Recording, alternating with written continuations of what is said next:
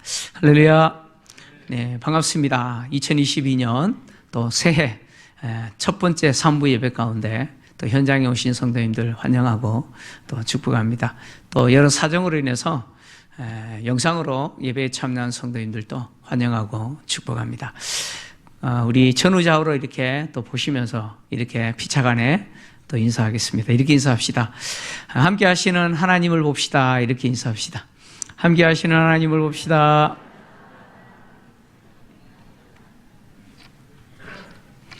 네, 한 해 동안 함께 하시는 하나님을 또 우리의 인생에 참 굽이 때마다 바라보게 되는 그런 복이 또 우리 모든 성도님들에게 있기를 주의 이름으로 축원합니다.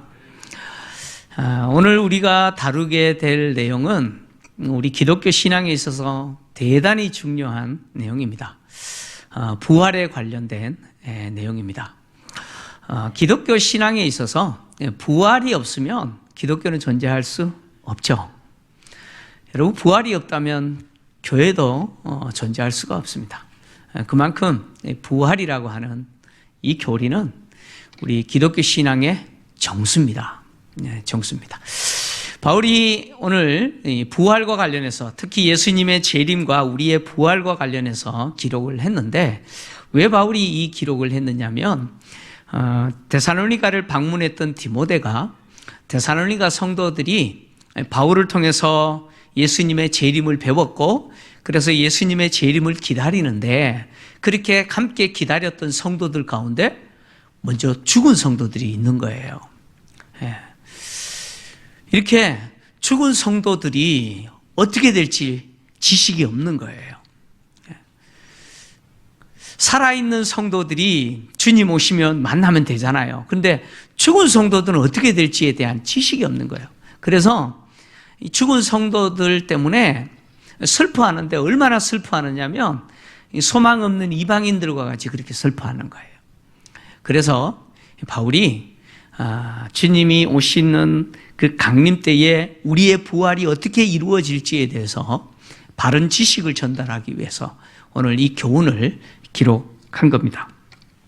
바울은 데살로니가를 첫 번째 방문한 이후에 예수님의 부활을 가르쳤고, 그리고 예수의 부활이 우리의 부활을 보장한다, 즉 우리도 부활한다 라는 것을 가르쳤습니다. 왜? 그것이 복음이기 때문에.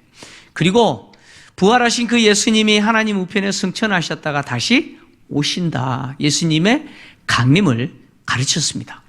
특히 데살로니가 전서 후서를 보면 예수님이 다시 오시는 것에 대해서 굉장히 강조하고 있는 모습을 보게 됩니다.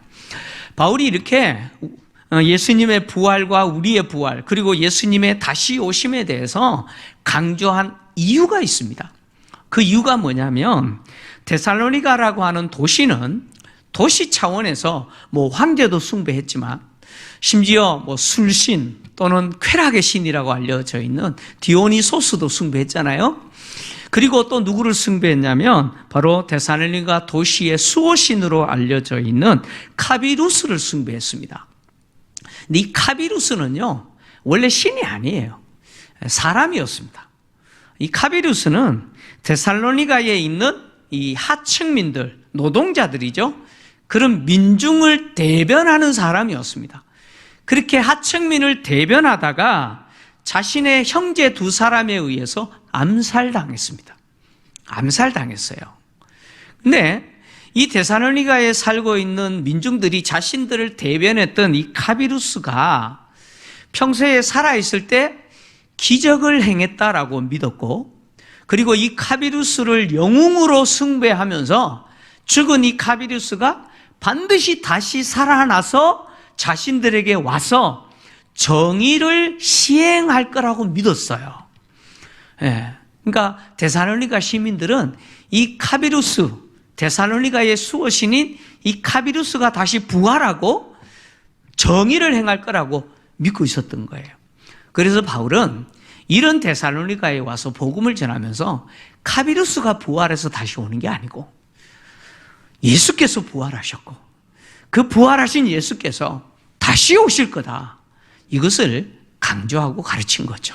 그래서 예수의 부활을 믿고 그리고 하나님 우편에 성천하신 그 예수님이 다시 오신다라고 하는 바울의 가르침을 받아들여 믿게 된 사람들이 바로 데살로니가 성도들이죠.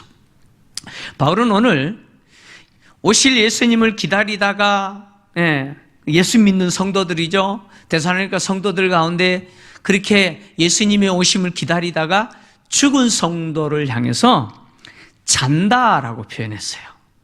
자는 자들이라고 표현했죠. 죽은 자에 대해서 잔다라고 표현한 이 표현은 아주 특징적인 표현이 아닙니다. 희귀한 표현이 아니에요. 당시 그리스 로마 세계 사람들 역시 죽은 자를 일컬어서 잔다라고 흔히 표현했습니다. 우리도 그렇게 표현하잖아요. 영면하셨다 뭐 이렇게 표현하잖아요. 그것처럼 당시 사람들도 죽은 사람들을 잔다라고 표현했어요. 근데 당시 사람들이 죽은 자를 잔다라고 했을 때 그 의미는 뭐냐면, 그 의미는 죽은 자를 죽었다 그러면 좀 그렇잖아요, 듣기에. 그래서 완곡한 표현으로 주무신다, 잠들었다 이렇게 표현한 거예요. 그러나 바울이 지금 예수 믿고 죽은 자에 대해서 잔다라고 표현했을 때 이 표현의 의미는 당시 사람들이 죽음을 완곡하게 표현한 잔다라는 의미가 아닙니다. 바울이 잔다라고 표현했을 때 이 표현은 구약을 따라서, 즉 구약적 개념과 그리고 예수 믿고 죽은 자들이 다시 부활한다라고 하는 그 소망의 근거에서 잔다라고 표현한 거예요. 구약 성경을 보면 죽은 자를 일컬어서 잔다라고 표현합니다. 그래서 창세기를 보면 야곱이요, 요셉에게 자기의 죽음을 잔다라고 표현합니다. 창세기 47장 30절을 보면 야곱이 요셉에게 이렇게 이야기해요. 내가 조상들과 함께 눕거든. 너는 나를 애굽에서 메우다가 조상의 묘지에 장사하라. 요셉이 이르되 내가 아버지의 말씀대로 행하리이다. 야곱은 요셉에게 자기의 죽음을 뭐라고 표현했어요? 내가 눕거든이라고 표현했어요. 잠자거든 이런 표현이에요. 또 잠자다라는 단어입니다. 잔다라고 표현했어요. 그리고 신명기 31장 16절을 보면 하나님이 모세의 죽음을 잔다라고 표현하셨어요. 또 여호와께서 모세에게 이르시되 너는 내 조상과 함께 누우려니와 라고 표현했죠. 눕다라는 말이 잔다 같은 단어입니다. 그러니까 구약 성경은 죽음을 잔다라고 이렇게 표현해요.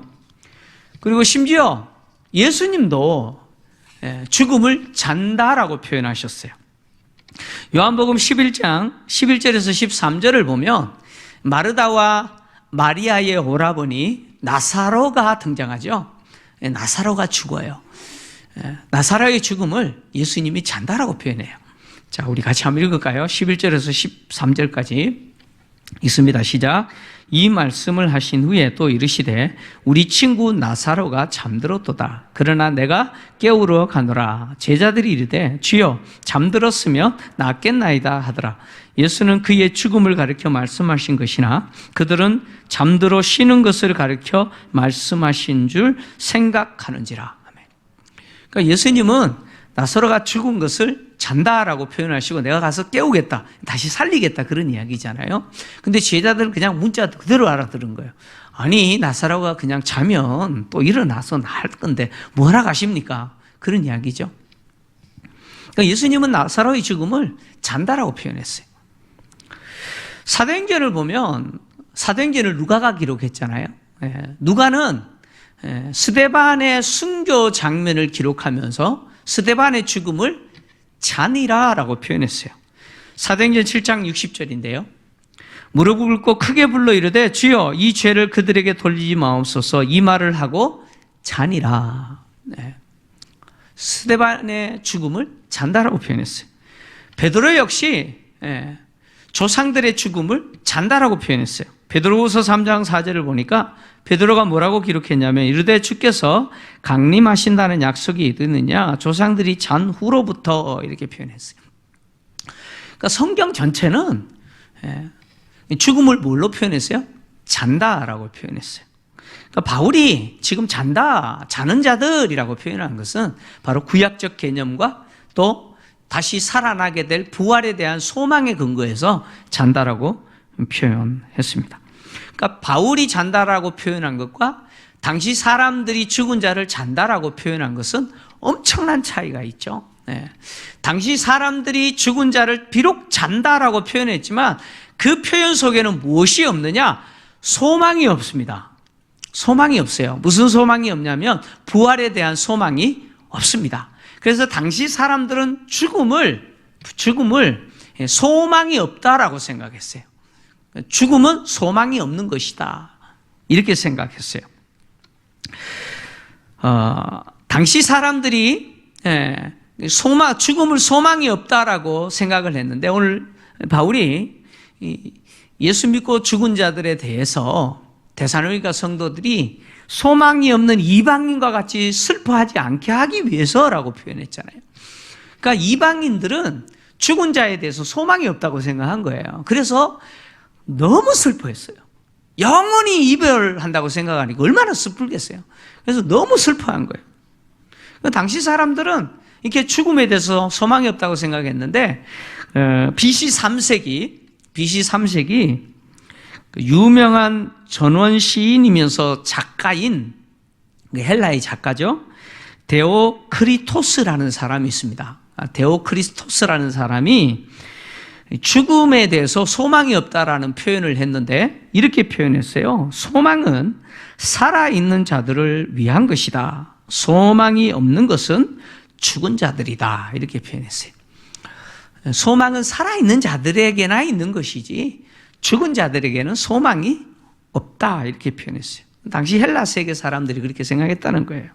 그리고 1세기 로마 사람이에요. 라틴 시인, 로마의 시인이죠. 라틴 시인인 아주 유명한, 이 사람도 유명한 사람인데요. 카툴루스라고 하는 사람이 있습니다. 이 사람이 동일하게 사람은 죽으면 소망이 없다. 다시 말하면 죽은 자는 소망이 없다라는 사실을 표현했는데 그가 이렇게 표현했어요. 해는 지고 다시 떠오를 수 있지만 우리의 짧은 빛은 일단 사라지면, 그러니까 일단 사라지기만 하면 영원히 잠자는 끝없는 밤이 있을 뿐이다. 이렇게 표현했어요. 그러니까 이 카툴루스는 죽은 자에게 있어서는 소망이 없다는 거예요. 영원히 자게 되는, 영원히 끝없는 밤만이 지속된다. 이렇게 표현했어요. 그러니까 당시 헬라 사람이나 로마 사람들이 갖고 있는 죽음에 대한 세계관이 그랬다는 거예요. 그들에게는 소망이 없었어요. 그러니까 얼마나 슬프겠어요. 영원한 이별이니까 얼마나 슬프겠어요. 그러나 데살로니가 성도들에게 있어서 죽음은 그렇지 않다는 거예요. 그래서 소망 없는 이방인처럼 그렇게 슬퍼하면 안 된다는 것이죠. 데살로니가에서 발굴된 묘비죠. 묘비. 묘비 명에도 당시 사람들이 죽음에 대해서 얼마나 소망이 없는지를 보여주는 내용들이 등장하는데 데살로니가에서 발견된 묘비에 남편이 자신의 아내에 대해서 이 헌정사로 기록한 내용이 발굴이 됐는데 이렇게 기록이 돼 있어요. 당신의 특별한 성품과 뛰어난 판단력으로 인해 당신의 헌신적인 남편 유토로포스는 아마 이 사람인 것 같아요. 아내가 죽었고 그 아내를 위해서 이 묘비를 만드는 것 같아요. 남편 유토로포스는 당신 및 나 자신을 위해 이 무덤을 조성하노라. 이는 후일에 내가 내 앞에 늘어뜨려진 영원히 벗어날 수 없는 운명의 실의 끝을 바라볼 때, 죽음이겠죠. 내가 나의 사랑하는 아내와 함께 쉴 곳을 가지기 위함이다. 이렇게 표현했어요. 그러니까 무슨 이야기냐면 아내가 죽었고 그 아내를 위해서 묘를 만들었는데 그 묘를 만들 때 아내를 위해서 만들었지만 또 자기를 위해서 만들었다는 거예요. 자기를 위해서 만들어 놓고 하는 말이 그러니까 이 사람에게 있어서 아내의 죽음과 자기의 죽음을 생각할 때 그가 가진 소망은 무엇이냐? 아내가 묻혀있는 이곳에 나도 함께 묻히는 것. 그것이 이 사람에게 있어서 유일한 소망이다, 그런 이야기예요. 그러니까 남편이 아내가 묻혀있는 그곳에 묻히는 게 그냥 소망이라는 거예요. 뿐만 아니라 1세기에 발견된 유명한 비문이 또 하나 있는데, 유명한 비문이에요. 이렇게 기록되어 있어요. 나는 존재하지 않는다. 나는 존재했다. 나는 존재하지 않는다. 나는 신경 쓰지 않는다. 이게 무슨 얘기예요? 이 비문이 그렇게 아주 유명한 비문이에요. 이게 무슨 의미냐면 나는 존재하지 않는다. 없었다는 거예요. 없었다는 거예요. 나는 존재한다. 이게 무슨 말이에요? 내가 태어나서 살았다는 거예요. 살았다는 거예요. 그리고 나는 존재하지 않는다. 이 말은 이제 죽어서 없어졌다는 거예요. 그리고 나는 신경 쓰지 않는다.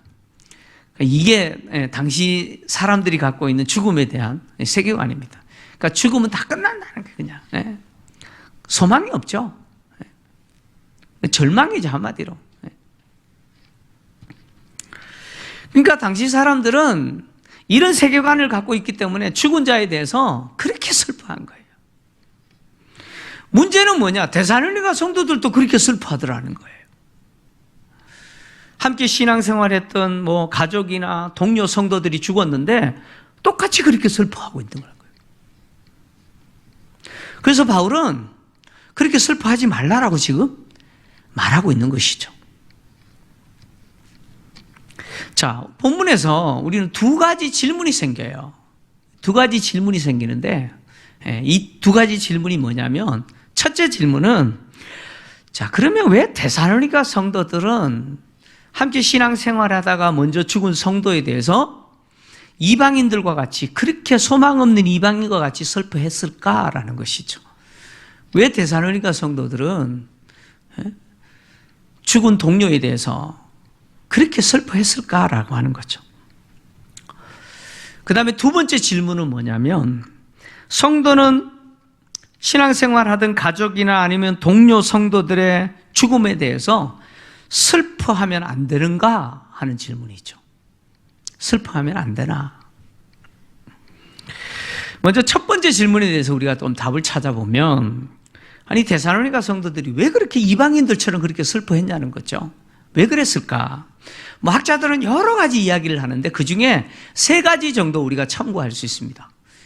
첫 번째 이야기는 뭐냐면 데살로니가 성도들이 바울을 통해서 복음을 듣고 주님이 곧 오신다라고 하는 재림에 대해서 가르침을 받았고 그래서 주님이 오시기를 기다리고 있어요.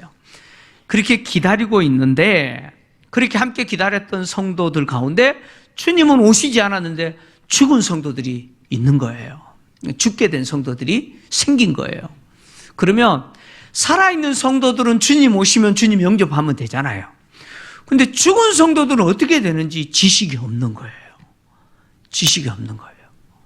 그래서 데살로니가 성도들이 주님 오시지도 않았는데 먼저 죽어버린 성도들에 대해서 어떻게 될지 모르니까 이방인들처럼 그렇게 슬퍼했다라고 볼 수 있어요. 충분히 가능성은 있는 것 같아요. 그 다음에 두 번째 이야기는 뭐냐면 데살로니가 성도들이 바울을 통해서 복음을 듣고 예수님이 부활하셨고 또 예수님이 부활하신 그것이 근거가 되어서 우리도 부활하고 그리고 그 부활하신 예수님이 다시 오신다라고 하는 이것을 배웠고 믿고 있는데 정작 함께 신앙생활했던 가족이나 동료 성도가 죽게 되자 그렇게 믿고 있다라고 생각했던 이 부활신앙이 아무런 역할을 하지 못하더라는 거예요. 그러니까 사랑하는 가족이나 동료 성도들이 죽었을 때 슬프잖아요. 슬픈데 바울을 통해서 배웠던 그 부활신앙이 있으면 슬퍼도 견디는데 그 부활신앙이 아무 역할을 하지 못하더라는 거예요. 그래서 이방인들처럼 그렇게 슬퍼하면서 아예 그 슬픔에서 헤어나지 못하는 그런 모습이더라는 거예요. 충분히 가능성이 있죠. 왜냐하면 우리 주변에도 간혹 그런 모습을 우리가 볼 때가 있잖아요. 분명히 우리 부활신앙 갖고 있다 그러는데 실제로 가족이 죽거나 그러면 막 슬픔에서 벗어나지 못하는 그런 경우들이 있잖아요. 내가 갖고 있는 이 부활신앙, 이 믿음이 아무런 역할을 하지 못하는 그런 경우들도 있잖아요. 예. 막 이런 경우다라고 말하는 분이 있어요. 충분히 가능성이 있어요. 자, 그 다음에 세 번째 이야기는 뭐냐면, 데살로니가 성도들이 바울을 통해서 부활도, 예수님의 부활과 승천, 재림에 대해서 배웠고, 또 자신들의 부활도 믿어요. 믿는데, 문제는 뭐냐면, 예수님이 다시 오시기를 기다리는 동안, 예수님이 오시지 않는데 같이 기다렸던 성도들이 죽은 거예요. 죽었는데, 이 데살로니가 성도들 생각에는 주님이 오실 때 살아있는 우리가 주님을 영접했을 때 받게 되는 그 영광과 죽은 성도들이 주님을 만났을 때 받게 되는 그 영광이 다르다라고 생각하는 거예요. 차등이 있다라고 생각하는 거예요. 그래서 주님이 오실 때 살아서 예수님을 영접하는 성도들이 받게 될 영광이 죽은 성도들이 받게 될 영광보다 더 크다고 생각하는 거예요. 그러니까 죽은 성도들에게는 뭔가 불이익이 있을 거라고 생각하는 거예요. 그래서 예수님 오시기를 기다리다가 예수님 오시지 않았는데 죽은 성도들에 대해서 데살로니가 성도들은 마치 이방인들이 슬퍼하는 것처럼 그렇게 슬퍼했다 이렇게 말하는 분들이 있어요. 이 셋 중에 한 가지일 거예요. 근데 많은 학자들은 이 세 번째라고 이야기합니다. 특히 뭐 아주 유명한 에페프 브루스 같은 학자들은 이 세 번째라고 이야기합니다. 그리고 이제 뒤에서 쭉 보겠지만 바울이 이야기하는 맥락을 보면 데살로니가 성도들이 살아서 예수님을 영접하는 성도와 죽은 성도들 간에 차등이 있다라고 생각했던 것이 맞을 것 같아요. 왜냐하면 바울은 차등이 없다라고 이제 이야기하기 때문에 그렇습니다. 어쨌든 데살로니가 성도들은 이방인들과 같이 슬퍼했다는 거예요. 그러면 안 된다는 거죠. 그러면 안 된다는 거예요. 그 다음에 두 번째 질문에 대한 답인데, 두 번째 질문이 뭡니까? 그러면 그리스도인들은 함께 신앙생활했던 가족이나 동료 성도가 죽었을 때 슬퍼하면 안 되나라는 질문이죠. 슬퍼하면 안 됩니까? 어떤 주석가는 본문을 그렇게 주석을 해요. 그래서 바울이 지금 그리스도인들은 부활에 대한 소망이 있으니까 죽은 자에 대해서 그렇게 슬퍼하면 안 된다. 죽은 자에 대해서 슬퍼하면 안 된다라고 지금 말하고 있다라고 주석하는 학자들이 있습니다. 근데 본문을 잘못 본 거예요.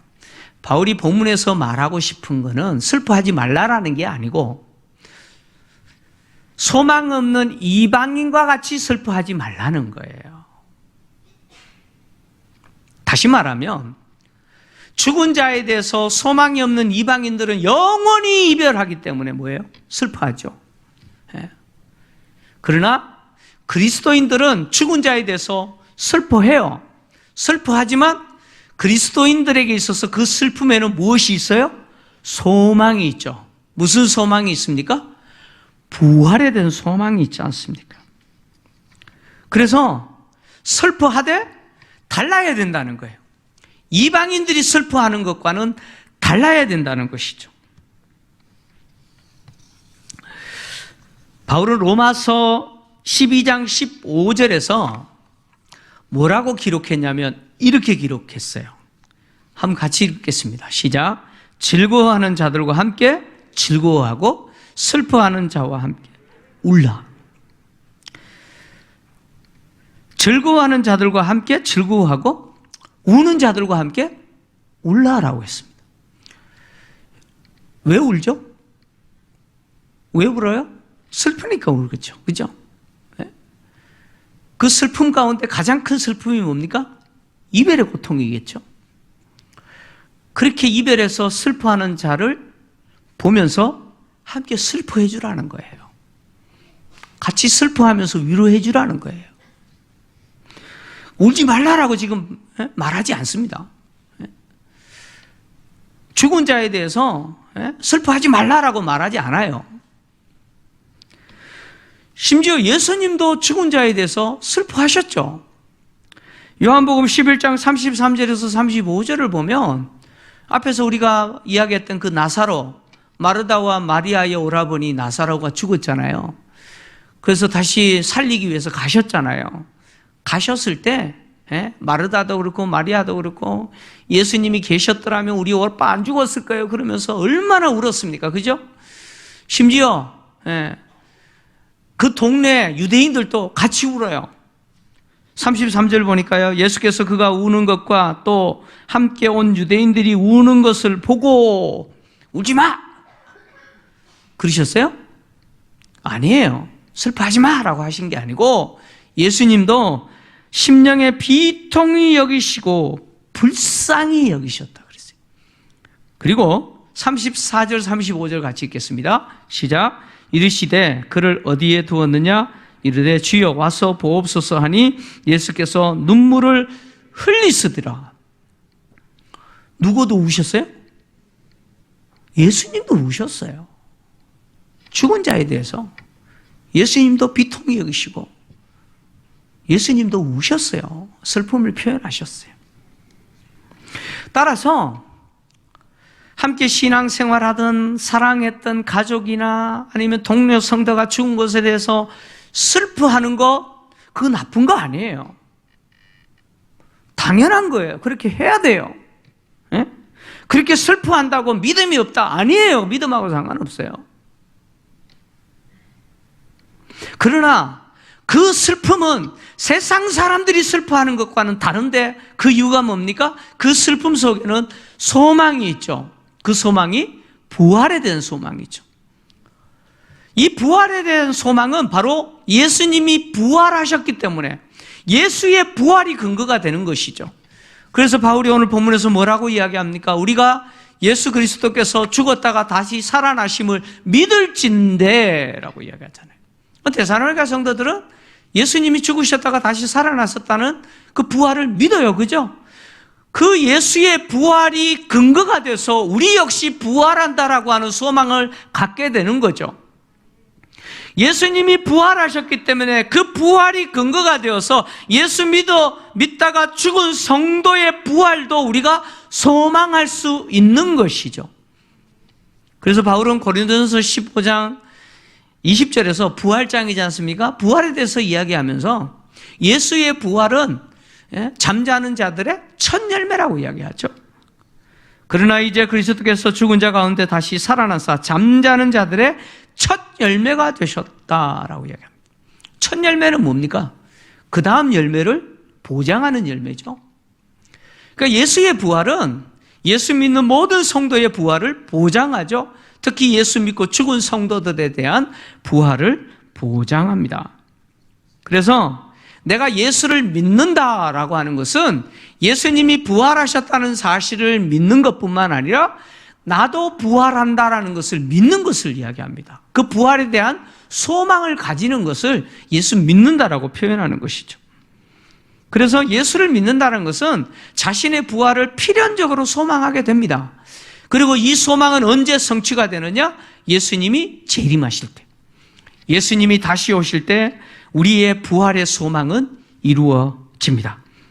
그래서 바울은 오늘 본문에서 하나님이 예수님이 다시 오시는 그때 누구도 함께 데리고 오느냐? 죽은 성도들, 그리스도 안에서 자는 자들도 데려오실 거라고 이야기하는 것이죠. 여기 데려오시겠다라는 이 말이 뭐냐면 부활을 통해서 재림하시는 주님과 함께 하실 것이다, 그런 이야기입니다. 함께 할 거다라는 것이죠. 주님은 당신의 재림과 관련해서 제자들에게 가르치실 때 죽은 자의 부활에 대해서 이야기하셨어요. 마태복음 24장 30절에서 31절인데요. 좀 같이 읽겠습니다. 시작. 그때에 인자의 징조가 하늘에서 보이겠고 그때에 땅의 모든 족속들이 통곡하며 그들이 인자가 구름을 타고 능력과 큰 영광으로 오는 것을 보리라. 그가 큰 나팔 소리와 함께 천사들을 보내리니 그들이 그의 택하신 자들을 하늘 이 끝에서 저 끝까지 사방에서 모으리라. 아멘. 인자가 재림하실 때, 주님이 다시 오실 때 천사를 보내서 하늘 이 끝에서 저 끝까지 택하신 자들을 다 불러 모으실 거라는 거예요. 다시 말하면 성도들을 다 부활시키실 거라는 거예요. 그래서 재림하는 당신과 함께하게 하실 거라는 거예요. 여러분, 주님이 재림하실 때 믿고 죽은 성도들이 다 부활합니다. 다시 살아나요.